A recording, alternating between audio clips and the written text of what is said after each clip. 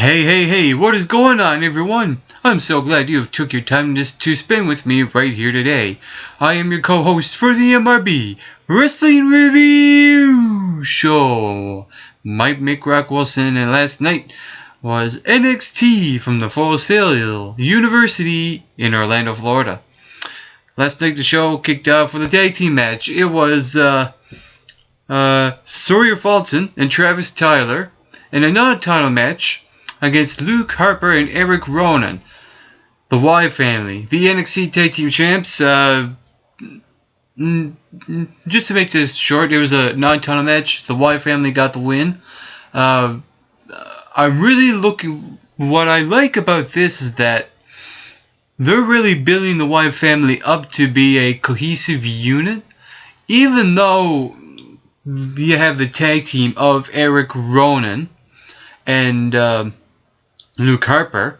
They do have a leader. See, here's the difference between the Shield and the Y family. Okay, the Shield is a cohesive unit. All three of them, even though Dean Ambrose is the stand-up guy of the Shield, there's no leader, so to speak. Whereas the Y family, you got Bray Wyatt as the leader, and the other two guys, his heavies, as you would call them, Luke Harper and Eric Rowan, really work well as a team, and they look like a unique team, and the way that they are aggressive is very unique in the ring, and I'd like to see where it goes from here, and I'm really looking forward to their Raw and SmackDown debut in the upcoming weeks on the WWE.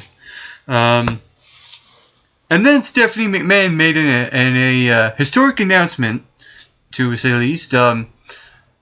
She revealed that next week, the NXT Divas or Women's Championship will start next week, and I like how she mentioned some of the names that will be in the tournament, and she mentioned Paige first, which I think will be the winner of this tournament and become the very first Divas champ on NXT. Also, there's Summer Rae, and you got Audrey Marie, Emma. I'll get to them later on. Even Sasha Banks, and possibly other divas that are in the Raw and SmackDown, like Alicia Fox, Layla, Natalya.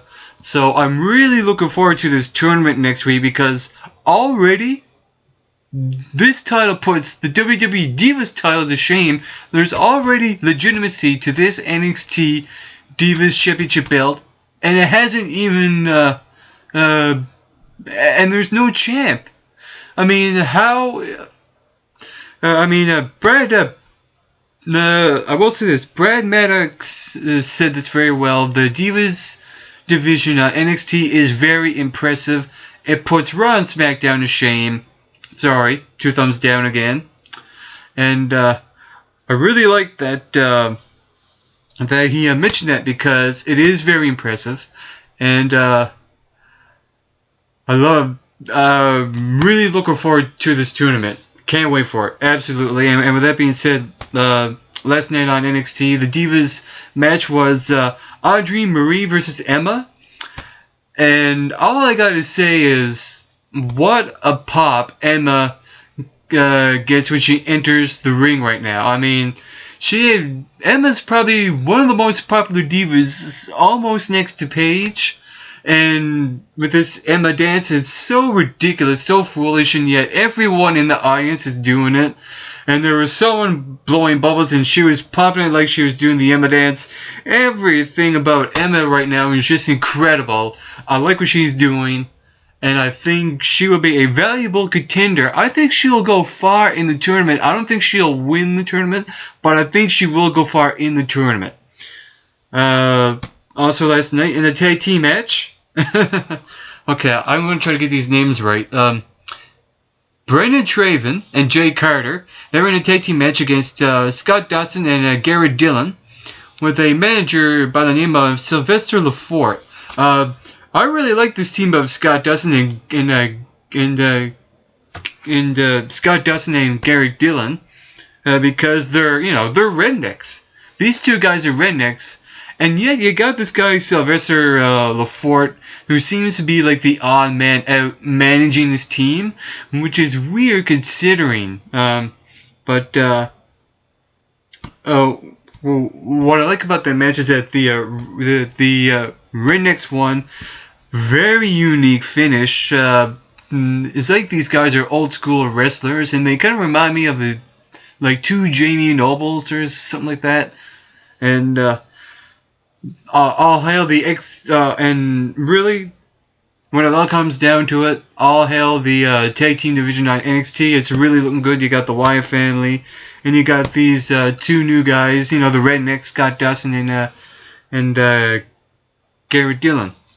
Also last night in a non-title match, it was Derek Bateman with a new look and a new haircut and a new attitude against the NXT champion, the 5 count, Big E Langston. That was very one-sided.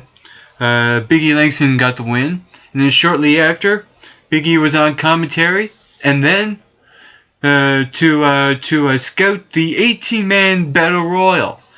This is probably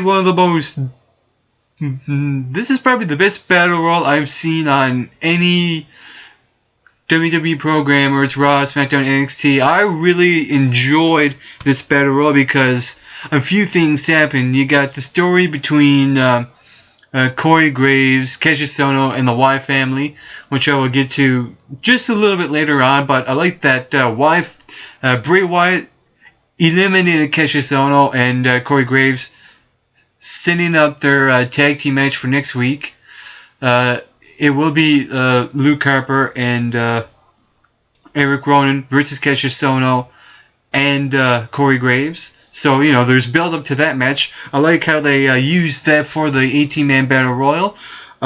Mason Ryan, he was probably the greatest thing that came out of this Battle Royal. Mason Ryan just cleaned house, eliminating 10 or 11 or 12 superstars one by one.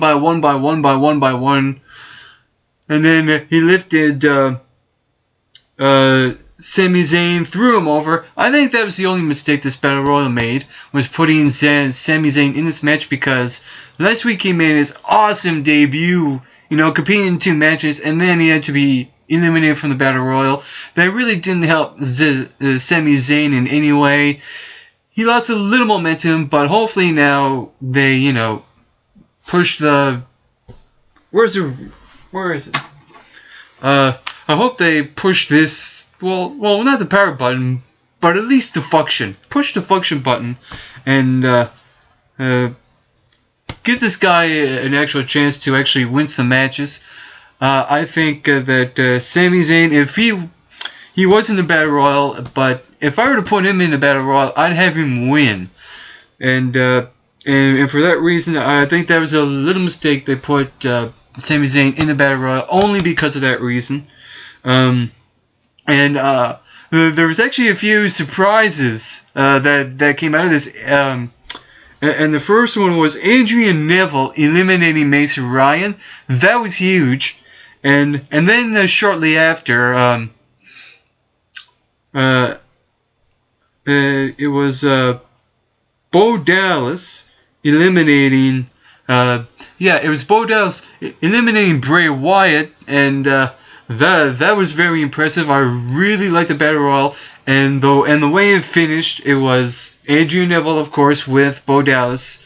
These two guys competed. They lost the tag team titles a couple of weeks ago, but now that they got Bo Dallas, the number 1 contender, eliminating Adrian Neville, I like where this is going, because hopefully that when Big E and Bo Dallas compete for this future NXT Championship match, I hope there's going to be some sort of David and Goliath reference. I think that there right now is probably the greatest thing that happened to Bo Dallas. Right now he's got the push that he needs, and even though they kind of left a little thing open with Bo and the Intercontinental Championship picture on Raw, I don't mind that now, because this can make up for it, hopefully. that they could WWE can right this wrong. Bo Dallas becomes, I think, this is my prediction. Bo Dallas will become NXT champ. He will defeat Biggie Langston. That's my prediction, and that was my review of NXT. For the MRB Wrestling Review Show, I am Mike McRock Wilson.